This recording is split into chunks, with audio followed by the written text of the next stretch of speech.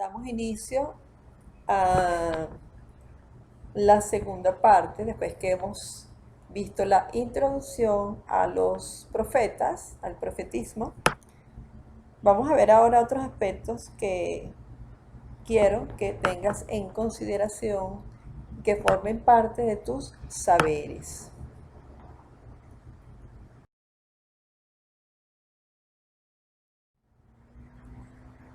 El profetismo tiene diferentes matices, diferentes, digamos, orígenes y también su evolución, tanto en la historia de la salvación como en la historia de la iglesia.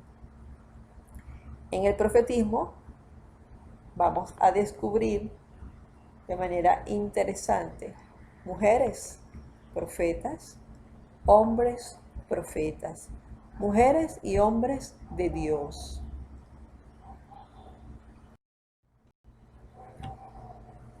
Podríamos decir que desde hace más de un siglo, los arqueólogos han descubierto una cantidad considerable de textos, los cuales han sido traducidos y estudiados por un gran número de sabios.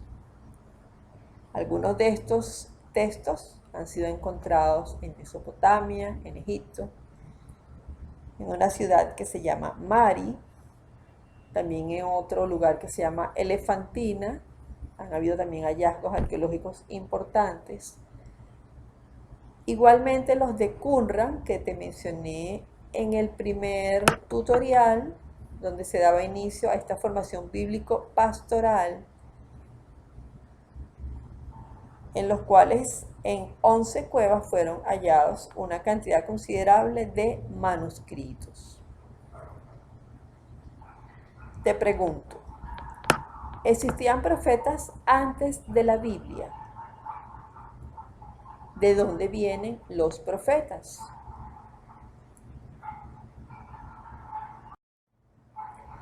Según estos hallazgos encontrados en los lugares que te he indicado, la iniciativa de estos oráculos proviene de la divinidad. Al tener entonces su origen en la divinidad, este profetismo recibe normalmente el nombre de profetismo inspirado, exactamente igual que los que encontramos en las Sagradas Escrituras. Recuerda que estamos hablando en este momento de hallazgos arqueológicos de otros textos, vamos a decir, extra bíblicos, en la ciudad de Mari, en Egipto, en Mesopotamia. Hay unas semejanzas con el profetismo bíblico y son bastante numerosas, sobre todo respecto a lo que se conoce como las fórmulas utilizadas y respecto a lo que puede denominarse experiencia profética. Las divergencias, en cambio, son radicales en lo que concierne al contenido de los oráculos.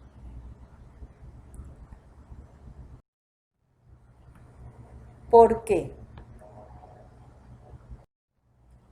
Como los dioses intervienen en la totalidad de la vida del hombre y del mundo, por eso precisamente el fiel, la persona, quiere saber cómo debe comportarse respecto a esta divinidad, a estos dioses.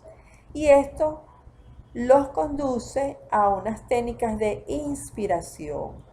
¿Para qué? Para conocer las intenciones de esa divinidad respecto al hombre, lo cual se puede lograr a través de diferentes maneras. O sea que en el curso de la historia hubo diferentes maneras de los fieles, las personas, de conocer las intenciones de esa divinidad. No nos vamos a detener ahorita de una manera específica en estas maneras. Sin embargo, es importante que sepas que esto ocurrió así. Te voy a colocar un ejemplo. Una manera era los signos. Era el método más extendido en el Antiguo Oriente y es sin duda un método deductivo. Según los antiguos, los dioses dejaron inscrito en un número inagotable de fenómenos de la naturaleza, todo tipo de signos, reveladores de su voluntad y del futuro. ¿Dónde residía el problema que ellos tenían? El problema estaba en saber leerlos y comprender a fin de establecer cuál era su significado correcto, es decir, qué era lo que ese Dios, esos dioses querían indicarles, transmitirles, señalarles a estas personas. Estamos en este momento dando un ejemplo de cómo leían los signos en el Antiguo Oriente estas personas politeístas, ¿verdad? Que trataban de entender cuál era la voluntad y cuál era el futuro. Por ejemplo, se puede citar en este marco las técnicas utilizadas para analizar las vísceras de ciertos animales. Entonces, con las vísceras de los animales, de acuerdo a su forma, tamaño y postura, permitían al especialista detectar la voluntad de los dioses en cuanto a su futuro y comprender mejor ciertos acontecimientos cuyo sentido no aparecía claro al hombre. Por otro lado, tenemos a los astrólogos que oteaban, es decir, miraban el cielo de una manera incesante, sin descansar, con el fin de comprender el funcionamiento de los astros, pero sobre todo leer en ellos los signos de los acontecimientos, cuyos artífices supremos eran los dioses. Vamos a ver luego ya en la historia de la iglesia, en el Nuevo Testamento, en el Evangelio según Mateo capítulo 2 del 1 al 10, la estrella que aparece en el cielo iba a ser interpretada como signo del nacimiento del rey de los judíos. Se trata pues de saber leer los signos. Esto va a desaparecer después de ese acontecimiento tan importante que es cuando nace la iglesia, que es el Pentecostés, más o menos en el siglo 31 después de Cristo. En la Biblia no va a aparecer más ninguna referencia sobre echar suertes, ningún tipo de adivinación o consultas. Los apóstoles van a contar ya con el Espíritu Santo para que los guíe en forma directa. Ya dirá entonces luego Jesús que nos va a enviar a su Espíritu Santo, el Divino Paráclito, el abogado, el intercesor. Te invito a que leas Hechos 2, Juan 16, 13, también puedes leer Hechos 6, Hechos 13, 15, 28 y 16. Con el principio del Nuevo Testamento, Dios, por el poder de su Espíritu Santo, trabajando a través de sus ministros escogidos, le revela su voluntad a su iglesia, en casos importantes donde las Escrituras no ofrecen una orden específica. Por eso yo te he compartido en diferentes momentos la importancia de lo que es el depósito de la fe y también del magisterio dentro de la iglesia. El magisterio tiene la responsabilidad, la autoridad para custodiar las Sagradas Escrituras, interpretarlas y darla a conocer al pueblo de Dios. Siempre se han llamado profetas a los profetas. Primeramente te voy a decir que en la Biblia hebrea, después de la Torá, que son los primeros 5 libros de la Biblia, lo que conocemos ya, ustedes ya saben, tan claro lo que es el Pentateuco, ¿verdad? En la Biblia hebrea se llama Torá, en los cánones judíos, protestantes, ortodoxos, católicos, lo llamamos Pentateuco. Después de estos primeros 5 libros se encuentran Josué, los jueces, Samuel y Reyes. Sobre todo en los libros de Samuel y de los Reyes hay un gran número de textos relativos a los profetas o a relatos cuyos principales personajes son profetas. ¿Okay? Esto es bien importante conocer. Ahora bien, lee 1 Samuel 9:9. Saúl tuvo que pagar a un vidente una cantidad por un servicio prestado, obviamente, de adivinación. Este tipo de vidente se asemeja en cierta medida a los videntes modernos, ¿verdad que sí? Muy bien. Lee ahora 2 Samuel 24:11. Aquí la palabra de Dios nos está diciendo que David, rey de Israel, tiene su vidente personal. Se trata entonces de establecer la equivalencia entre los términos vidente y profeta. Tanto el uno como el otro son considerados transmisores de una palabra de la divinidad al hombre. Bueno, luego lees esas citas sugeridas allí, 1 Samuel y 1 Reyes 22. Se observan grupos que al parecer viven en comunidad y cuya principal característica consiste en las manifestaciones de éxtasis que acompañan su actividad. Efectivamente, Samuel, David y sus amigos aparecen mezclados con bandas de profetas. Participan en el trance y en el éxtasis, sin que el texto introduzca ninguna reserva al respecto. El texto es bien claro. Además, el término utilizado para designar a esos personajes es el que acabará siendo clásico en el futuro y que servirá para la designación teológica del fenómeno. También te lo dije en algunas de las enseñanzas anteriores, el compartir de saberes anteriores. Naví en hebreo, profeta, y en plural, profetas, Nevín en hebreo. ¿Cómo funcionaban estos profetas? ¿Cómo funcionaban? Existían los que eran llamados profetas individuales. Entre ellos tenemos a Natán, Gad y Miqueas.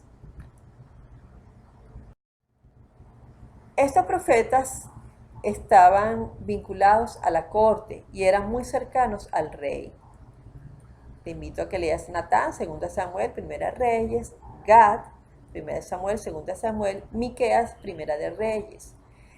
Estos profetas, vinculados a la corte, muy cercanos al rey, solo intervienen en asuntos relacionados con la política y las intrigas cortesanas. Luego existe el grupo de fraternidades o profetas.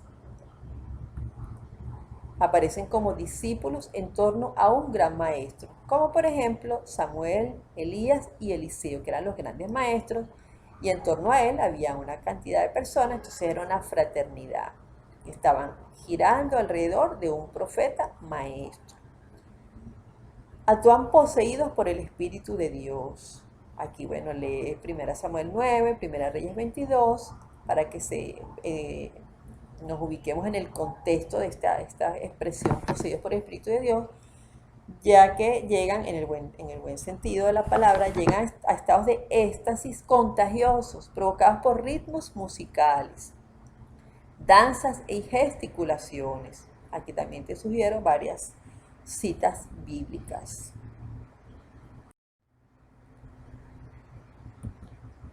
Están los profetas independientes, que viven entre el pueblo, alejados de la corte. Ya no están cercanos a la corte y ya están alejados de la corte. Aunque ocasionalmente puede ser que intervengan ante los reyes. Tenemos aquí, por ejemplo, a Ahías de Silo. Tenemos un profeta anónimo de Judá. Tenemos a Elías y a Eliseo.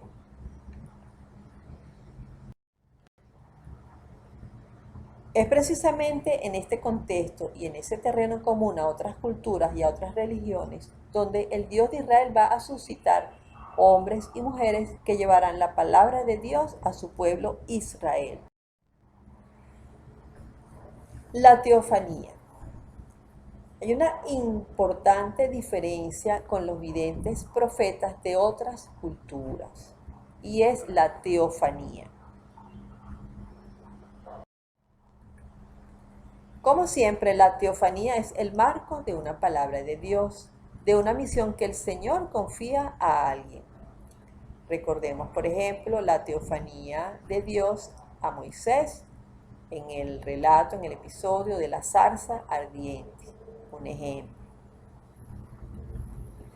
La presencia de Dios en la montaña está acompañada de viento, temblor de tierra y fuego. Sin embargo, el texto dice que Dios no está en esas manifestaciones. Leer 1 de Reyes 19.